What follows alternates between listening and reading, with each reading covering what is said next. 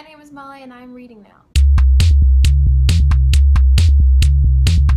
So I have not posted a video in absolutely ages. Oh my god, Samantha, what? She's so loud. So I have not posted a video in months and months and months. The last video that I book reviewed, I'm so literate. The last video that I actually reviewed was Paper Towns by John Green, and lately I've been working like crazy, and before that I was studying abroad, so now I really have a bit more time to read, and I have been reading a ton since I'm commuting a lot between jobs and between areas of New York City, so I have gotten back into reading, and I've also discovered Strand Bookstore, and I'm obsessed, and I'm there like every week. I'm going to take part in the TBR Takedown.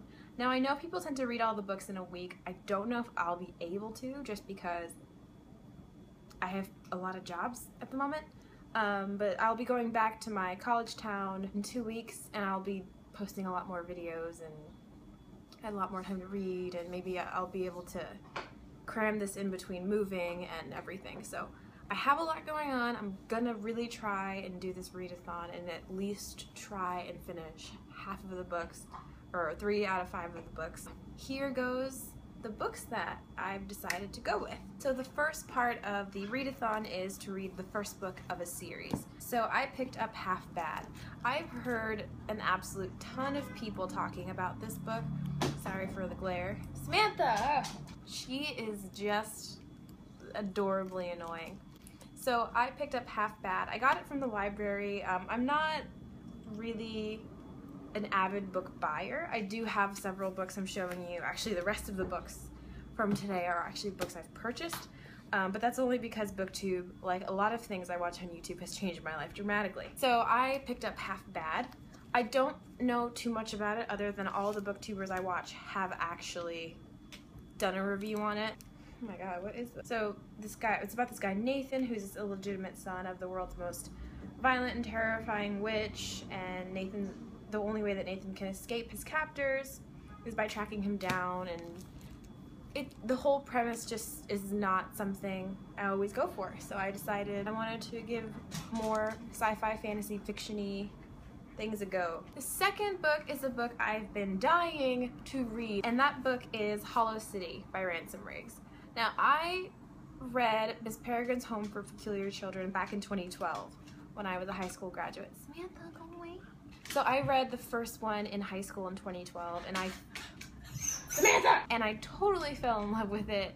I distinctly remember the ending scene of the first book. I had a dream about it the day after, or the night after I finished the book. The dream was actually vividly the last scene that's like super violent and terrifying.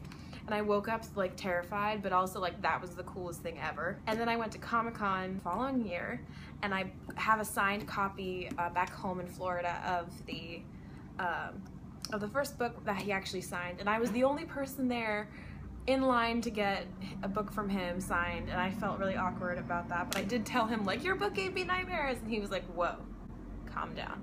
After I discovered John Green, I kind of discovered Ransom Riggs. I remember he used to talk about him on Hank Games, so then my friend told me about his book in high school, and I decided to go for it. I have not even peeked at the photos yet, and I cannot wait. So that is my second book in a series.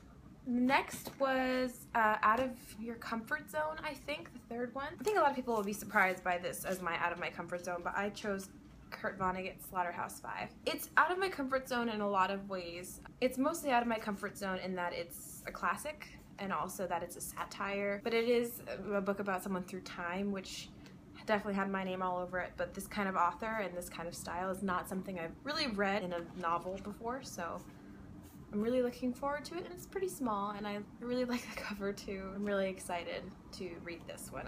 A lot of my friends have read this and absolutely love it. What was the fourth thing in this tag thing? No. So like I mentioned earlier, I'm not an avid book purchaser or buyer. I do go to the library because it is free, but I do like to purchase classic books, and I also love to purchase books of authors that I love, and I do like to write in books and highlight in books, so if I fall in love with an author, I'm going to buy their book, or if I hear that the writing style is good, or if it's just a good deal, that's when I'll buy it. That being said, I don't really have anything on my shelf because I really don't have a lot on the shelf, and what I do I've already read. So I picked up a book I'd just been wanting to read for a long time, and after reading Fangirl, I had to pick up Attachments. I've also read Landline, and I've really fallen in love with her writing style. Like, what draws me to Rainbow Rowell's books is not so much the plot, not so much the characters, but just the whole process and the whole cognitive process of the characters. I just want to know what they're thinking about little situations because they're always so vivid and so interesting. So, and also her stories are very interesting to me. Like Landline and Attachments have such an interesting premise. So, love her. And I'm already halfway through, if you couldn't already tell. That's her stuffing herself under the couch. You got it? You're at, okay, she's under. And finally, my most recently hauled book. It's a chunky one, and it's Patrick Ness's More Than This. If you couldn't tell, I'm a fan of paperbacks. I picked up More Than This because the whole premise was just kind of, what? You know, like you die at the beginning of the book, and that's, you know, let's take it from here. I think the reason that I actually purchased it was because someone told me that his writing style, someone told me, I heard on BookTube that his writing style is incredible. I also heard that it's kind of a psychological mess, I guess. Like it kind of makes you question whether or not the character that dies in the beginning is actually dead, and I just thought that kind of psychological thriller would be so interesting, and I've never read anything like that before. I think this whole tag has had me step out of my comfort zone, not so much just with Kurt Vonnegut, but I'm very excited to read all of these books. I might do a whole author review of Rainbow Rowell. If you're interested in that, please let me know. I have it written in and like underlined in her books, and I'm really interested in her and like her style, so maybe you should expect that coming, but until then, I will see you guys next time.